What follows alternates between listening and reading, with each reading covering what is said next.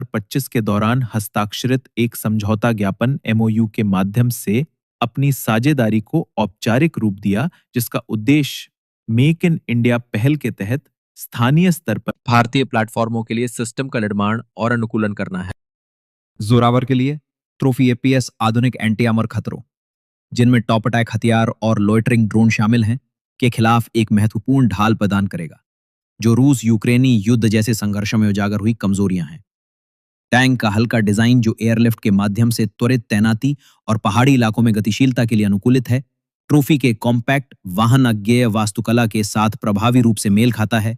यह संयोजन सुनिश्चित करता है कि जोरावर चुस्त और लचीला बना रहे, जो भारतीय सेना की एक बहुमुखी प्लेटफॉर्म की आवश्यकता को पूरा करता है, जो परिष्कृत विरोधियों का मुकाबला करते हुए चरम स्थितियों में संचालन करने में सक्षम हो। जोरावर के अलावा राफेल एल-8T सहयोग ट्रॉफी को भारत के T-90S भीष्म मुख्य युद्धक टैंकों MBT के बेड़े में भी शामिल करने के लिए तैयार है। 1200 से ज्यादा T-90 सेवा में होने के कारण भारतीय सेना लंबे समय से कॉन्टैक्ट 5 विस्फोटक प्रतिक्रियाशील कवच, एरा और मिश्रित कवच जैसे निष्क्रिय सुरक्षा उपकरणों पर निर्भर रही है।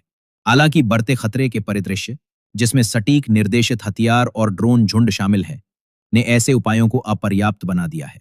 T-90s पर ट्रॉफी को अपनाने की संभावना एक व्यापक आधुनिकीकरण की ओर इशारा करती है। इस प्रणाली के स्थानीय उत्पादन से भारत की बख्तरबंद संरचनाओं में इसकी तैनाती में तेजी आने की संभावना है। DRDO के स्वदेशी APS का इंतजार करने के बजाय पहले 59 जोरावर टैंकों को ट्रॉफी से लैस करने का निर्णय तात्कालिक परिचालन आवश्यकताओं और दीर्घकालिक आत्मनिर्भरता लक्ष्यों के बीच संतुलन बनाने के एक व्यावहारिक दृष्टिकोण को दर्शाता है। DRDO का APS, जो अभी भी निर्माण चरण में है और जिसका परीक्षण 2025 के अंत या 2026 की शुरुआत में होने की उम्मीद है, भारत की विशिष्ट आवश्यकताओं के लिए एक अनुकूलित समाधान का वादा करता है। हालांकि इसकी विकास समय सीमा सेना की उन्नत टैंक उत्तरजीविता की मांग से पीछे है।